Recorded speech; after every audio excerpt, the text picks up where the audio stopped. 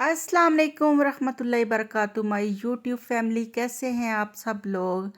I hope कि आप सब लोग बिल्कुल खैरियत से होंगे। अल्लाह का शुक्र अल्हम्दुलिल्लाह, हम भी खैरियत से हैं। मेरी रब से दुआ है कि अल्लाह ताला अपनी रहमतें बरकतें नाज़िल फरमाए, आप लोगों की हर दिली जायज़ ख्वाहिश पूरी करे। आज की वीडियो बहुत ही ज़बरदस्त होने वाली है। बहुत सारी टिप्स और ट्रिक्स मैं आप लोगों के साथ शेयर करूंगी। वीडियो को बिल्कुल नहीं स्किप करना, एंड तक आपने देखना है। अभी आए हैं लॉन में पालक तोड़ने के लिए। पालक के हम बनाएंगे पकोड़े साबुत पत्तों से। देखिए माशाल्लाह से कितनी खूबसूरत, कितनी हेल्दी पालक है, और उसके जो पकोड़े बनेंगे वो भी बहुत ही लाजवाब होंगे। किचन गार्डन देख लिया आप लोगों ने मेरा। अब आ गए हैं जी किचन में हम लोग। और पालक के जो पत्ते थे उन्हें वॉश करके उन्हें मैंने ड्राई कर लिया है। आलू लिए थे, उसको मैंने छील के इस तरह से गोल गोल उसके स्लाइस काट लिए हैं। शेप इनकी बिल्कुल एक जैसी होनी चाहिए। प्याज लेके इसके भी मोटे मोटे रिंग्स काट लिए हैं। मिर्चें लिए मैंने बड़े साइज़ की, इनको कट लगा के इसके अंदर से भी मैंने सारे सीड्स रिमूव कर दिए हैं। और साथ लिए मैंने बैंगन, इसके भी जब हम पकोड़े बनाएंगे तो इसके गोल स्लाइस काट लेंगे। पहले मैंने इसलिए नहीं काटा कि बैंगन जो काट के रखें तो थोड़े से डार्क हो जाता है। आधा किलो के करीब जो 2 कप होते हैं मेजरिंग कप, वो भर के मैंने बेसन लिया है। इसके अंदर डाल दिया मैंने 2 टेबल स्पून मैदा। इसमें आप कॉर्नफ्लोर भी डाल सकते हैं और चावल का आटा भी डाल सकते हैं। 1 टेबल स्पून मैंने ज़ीरा लिया है, इसको मोटा मोटा मैंने क्रश कर लिया है। 1.5 टेबल स्पून इसके अंदर गया है नमक। 1 टेबल स्पून हीप्ड मैंने इसके अंदर डाली है लाल मिर्च का पाउडर। 1.5 टेबल स्पून क्रश मैंने सूखा धनिया इसमें डाला है। 1 टेबल स्पून इसके अंदर डाला है जी मैंने क्रश लाल मिर्च। 1 टीस्पून आपने इसके अंदर डालनी है अजवाइन। अगर आपको अजवाइन पसंद है तो आप इसमें डालें, अगर नहीं पसंद तो आप उसको स्किप भी कर सकते हैं। लेकिन अजवाइन जो है वो हमारे हाजमे के लिए बहुत ही फ़ायदेमंद है। पानी डाल के इसको हम इतना रनी बना लेंगे कि जब हम इसके ऊपर चीज़ों की कोटिंग करें तो उसका जो है लेयर बहुत पतली पतली सी लेयर आए। विक्स की मदद से अच्छी तरह से इसे हल करके इसको बहुत देर तक हम फेंटेंगे, या आप जो आपके पास इलेक्ट्रिक बीटर है उससे भी आप इसे बीट कर सकते हैं। 4 से 5 मिनट हो गए हैं मुझे इसको फेंटते हुए। देख ले माशाल्लाह से कितना हमारा ज़बरदस्त इसका बेसन का लिक्विड जो है वो रेडी हो गया।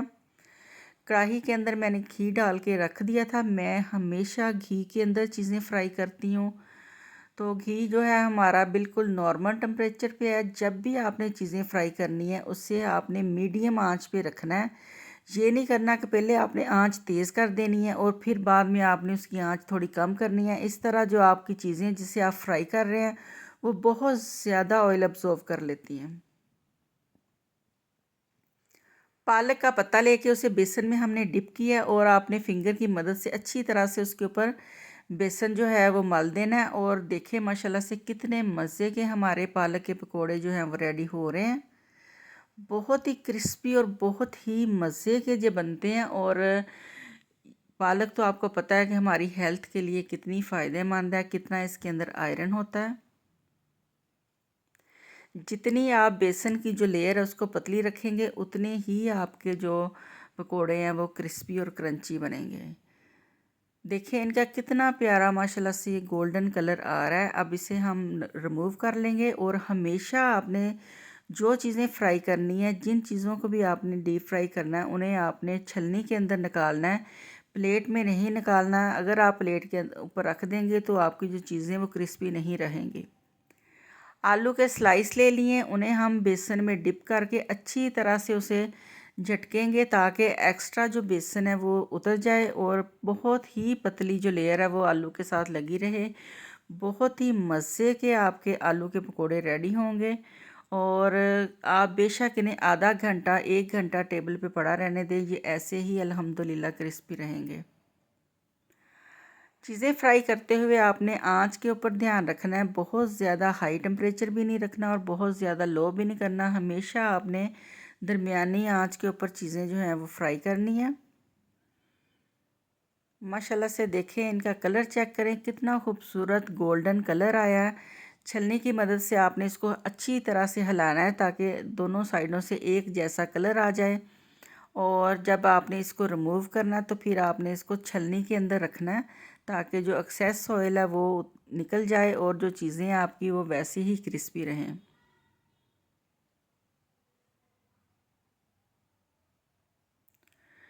इस तरह से पकोड़े का प्लेटर अगर तैयार करके आप घर वालों को इफ्तारी में देंगे या फिर गेस्ट आएंगे तो कितना वो खुश होंगे, कितनी आपको दुआएं देंगे। और जब वो आपकी तारीफ़ करेंगे तो कसम से आप इतना प्राउड फील करोगे। रिंग्स ले लिए मैंने प्याज के और उन्हें भी हम डिप कर करके उन्हें भी इस तरह से हम फ्राई कर लेंगे। इतने ये मज़े के लगते हैं। जितने आज हम पकोड़े रेडी कर रहे हैं हर पकोड़े का अपना टेस्ट होगा, एक यूनिक इनका टेस्ट होगा, बिल्कुल हर पकोड़े का टेस्ट डिफरेंट होगा। रिंग्स के अंदर मैंने लगा के बैटर तो इन्हें मैंने कढ़ाई में डाल दिया था। माशाल्लाह से देखें अब सबका कलर गोल्डन आ गया है। थोड़ी देर तक हम छलनी से इनको हिलाएंगे ताकि जो थोड़ा थोड़ा कहीं कहीं से इनका कलर जो है वो लाइट है, बिल्कुल सेम कलर हो जाए। देखिए माशाल्लाह से इनका कलर कितना खूबसूरत गोल्डन आया है।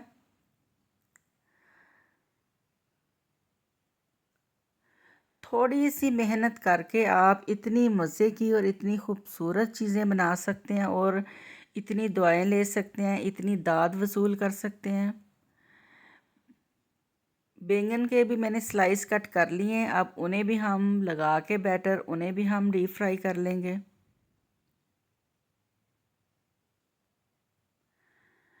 कुछ लोग हैं जो आलू खाना अवॉइड करते हैं तो उनके लिए बैंगन के पकोड़े बहुत ही बेस्ट हैं। यही जो बैटर मैंने बनाया है इसके अंदर आप और भी वेजिटेबल डाल सकते हैं, बंद गोभी डाल सकते हैं, शिमला मिर्च डाल सकते हैं, बहुत सारी वेजिटेबल्स आप डाल के उन्हें भी आप डीप फ्राई कर सकते हैं।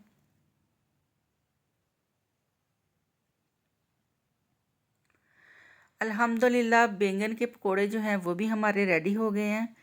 बिल्कुल माशाल्लाह गोल्डन कलर आ गया है इनका। अब इन्हें भी हम निकाल लेंगे।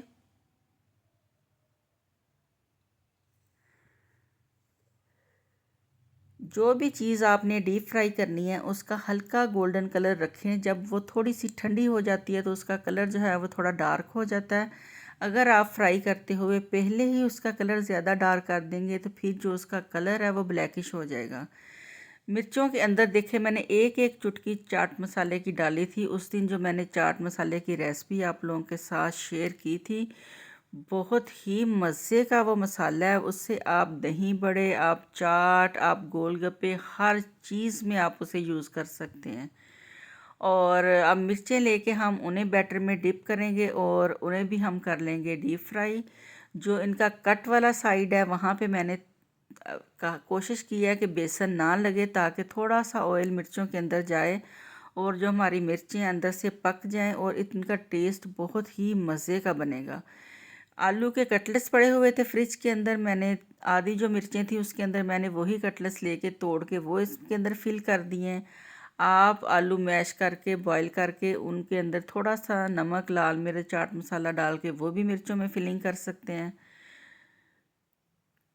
माशाल्लाह से इतनी मज़े की हमारी जो मिर्ची हैं वो रेडी हुए हैं। अब इसी बैटर के अंदर मैंने देखें प्याज जो है किस तरह लच्छे की शक्ल में मैंने काटा हुआ है वो शामिल कर दिया है। थोड़ा सा हम डालेंगे इसके अंदर पालक।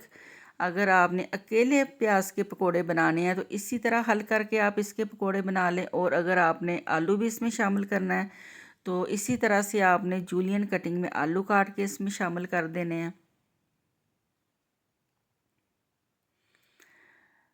थोड़ा सा चुटकी मैंने नमक और लाल मिर्च इसके अंदर शामिल किया है क्योंकि अब हमने ऊपर ही सिर्फ कोटिंग नहीं करनी, इसके अंदर काफ़ी सारी हमने वेजिटेबल शामिल कर दी हैं।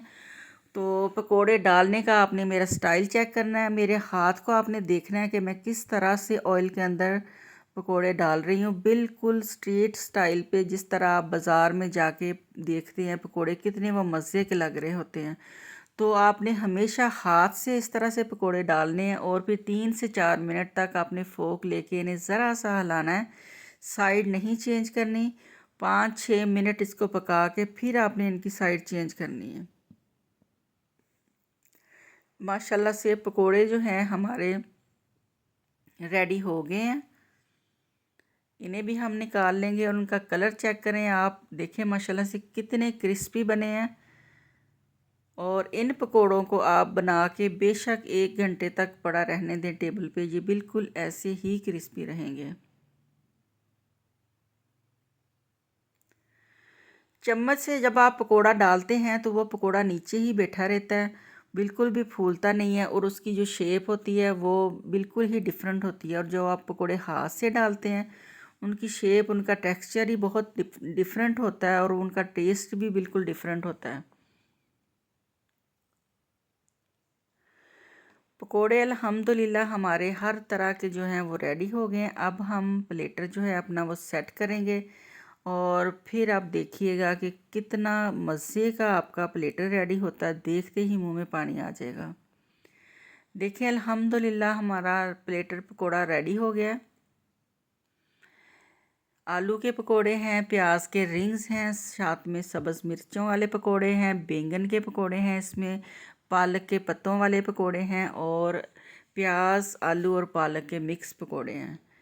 इसी तरह इसी बैटर से आप और भी बहुत सारी चीज़ें बना सकते हैं, और इसी तरह आप अपने घर वालों से दुआएं और दाद वसूल कर सकते हैं। मेरा आज का जो व्लॉग था वो यहीं तक था। उम्मीद है आप लोगों को मेरी ये छोटी सी जो एफ़र्ट है वो पसंद आई होगी। दुआओं में याद रखिएगा। अल्लाह हाफिज़, बाय बाय।